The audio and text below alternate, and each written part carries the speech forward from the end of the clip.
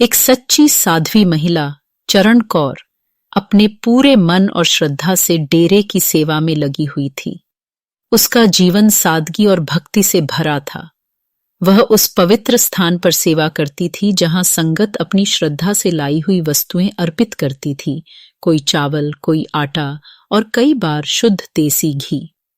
चरण कौर की सेवा की जिम्मेदारी बहुत विशेष थी।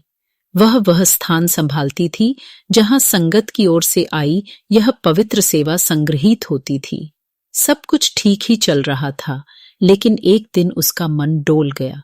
एक सत्संगी जोड़ा एक डिब्बा शुद्ध घी लेकर आया और सेवा में अर्पित कर चला गया।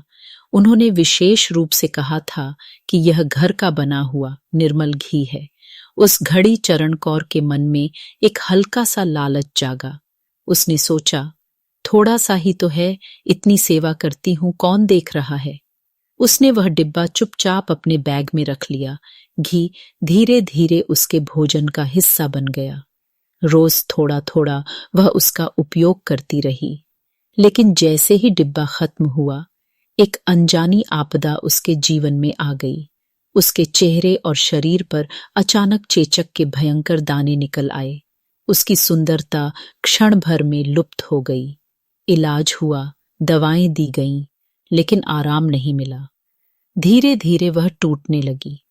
उसे समझ नहीं आया कि यह सब क्यों हुआ। आखिरकार टूटे दिल से वह अपने सतगुरु के दरबार में पहुंची।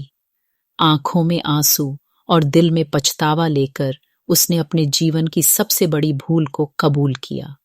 तब सतगुरु ने उसे वो सच्चाई बताई जो आत्मा को झकझोर देती है।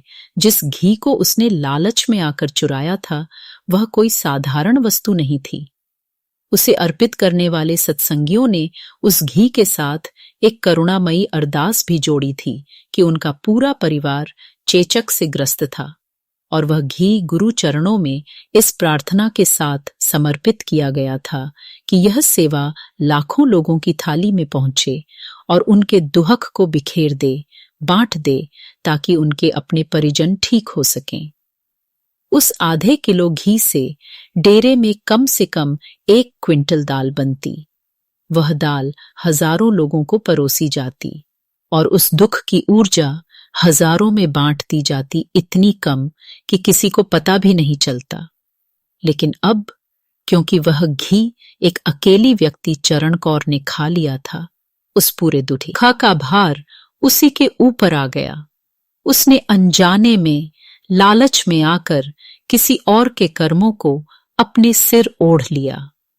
उस दिन चरण कौर को समझ में आ गया कि सतगुरु का घर न्याय का घर है। वहां कुछ भी छुपा नहीं होता। भक्ति के नाम पर भी कोई पाप स्वीकार नहीं किया जाता।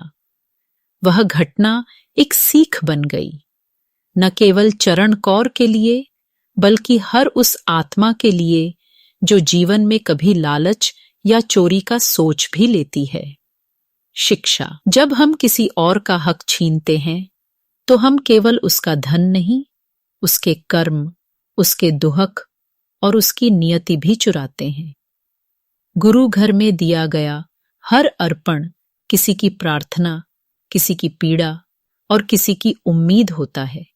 उसे छूने से पहले हमें 100 बार सोचना चाहिए। राधा स्वामी जी